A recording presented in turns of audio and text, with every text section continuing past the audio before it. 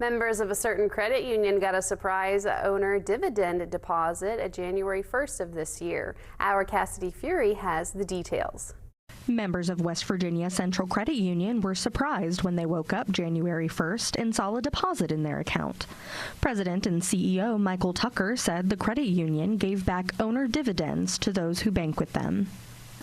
Taking a look at our capital ratios and realizing that with our low risk that we could return some of those funds to our members.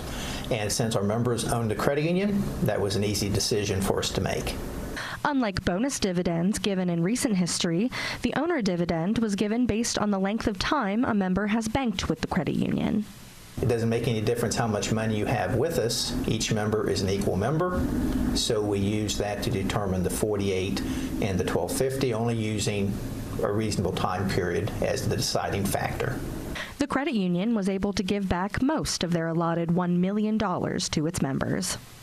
And we ended up paying back just under $993,000 to about 22,000 members. For those concerned about reporting the deposit for tax purposes, Tucker said the credit union will take care of that for you in your end-of-the-year documents. It would be considered a dividend, so it would be considered taxable income. So that will be part of the tax reporting that we send to them.